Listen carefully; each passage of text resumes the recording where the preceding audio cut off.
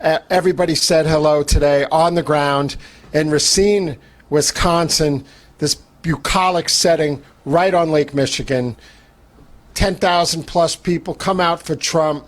They love Rav. We listen to real American voices on the ground, and so much going on in Wisconsin right now.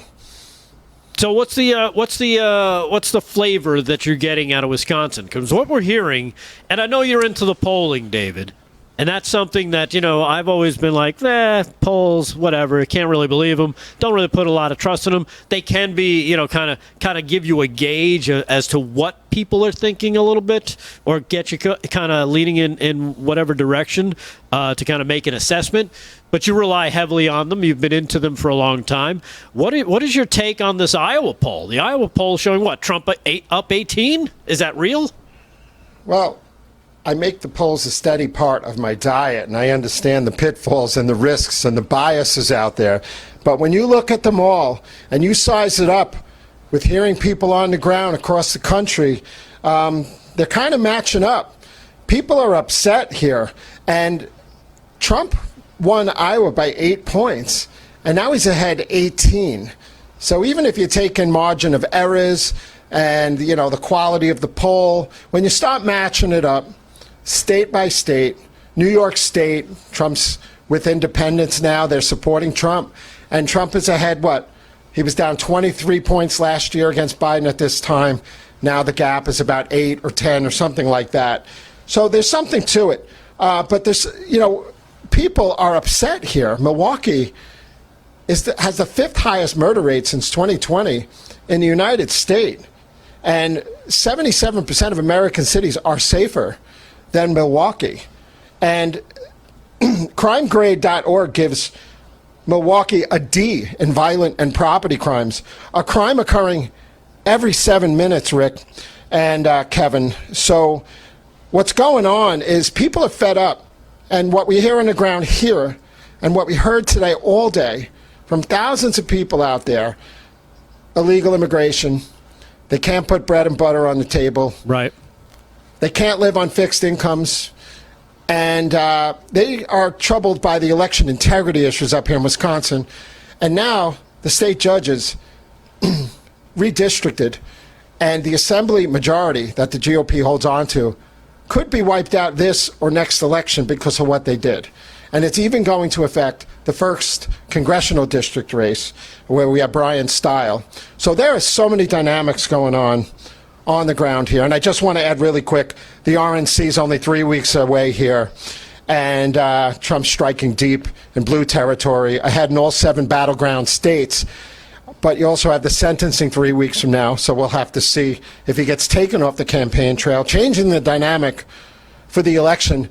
People, you could cut the air with a knife. People are stressed. Right. So that's what it was like here, but they love Trump. What was the reaction? Because I'm sure you asked them a bunch of questions. Did the question of the the conviction in New York in that trial, was that one of the questions that came up, and what was their response to it? Anybody with half a brain sees this political persecution, election interference, the double standard going on. I don't know if this is, I think this might backfire on the Democrats. I think if they jail or put Trump under house arrest of some kind and take him off the campaign trail, there'll probably be repercussions for the Democrats. I don't know if they do that. But, Trump, they have these 7 or 8 billboards they're putting around Milwaukee when Trump says something to the extent of a horrible place. But he's talking about Milwaukee being under Democratic rule for generations, and the degradation and the poverty rate and the murder rate and the robbery rate. And, that's what's going on here. And all these people here see through it. Right. They just know it. Now, So, Kevin Downey Jr. is joining us tonight, David. Yeah. He wants to jump in because he's got some questions. That's his former neck of the woods, too, in that area. Right? Absolutely. David, my first question is, Sure. Do you think these polls are maybe cheating a little too much for Biden? Because when I travel around and I talk to people from a comedy stage, I can't find a lot of Biden supporters these days. Well, I've been to 35 plus states with the network over the last 5.5 years, and I can count on my hands the number of Biden supporters that I've run across or I've spoken to, or small business owners. I don't think I've met more than 2 or 3 business owners in all these years who are supporting Joe Biden.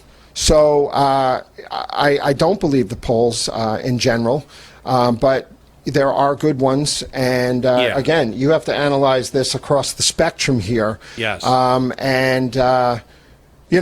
I think that the media has no choice now but to put out a little bit of truth because it's so far beyond. Trump is ahead of where he was in the 2020 elections in many states, especially the battleground states here.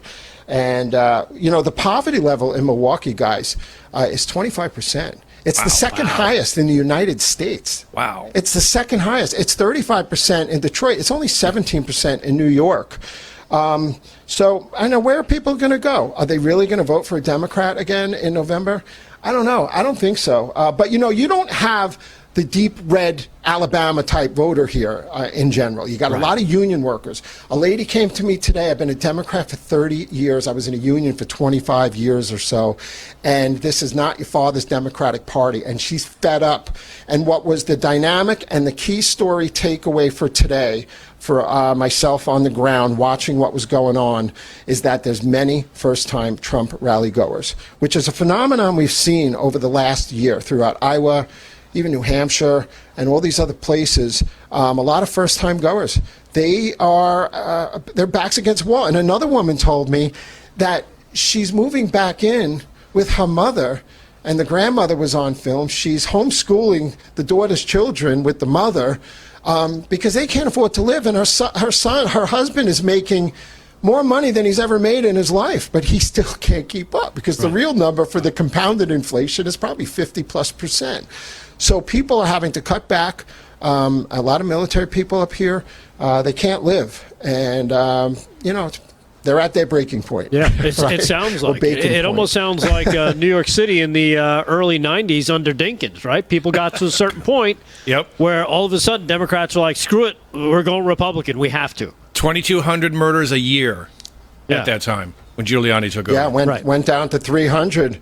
Giuliani brought it down to 300, but remember, Giuliani was pro-choice, and he took the liberal line from Ray Harding in order to capture that victory. So in some ways, it's similar in a way because Trump is appealing to the people that normally wouldn't vote for him, right? Yep. And right now, they miss the 1% inflation, and they miss the greatest economy that we've ever had. Right. What was the big takeaway from today's speech? Was it anything different than we've seen? Because I know when he was talking in the South Bronx, David, I thought a great move was when he was talking about when he'd do these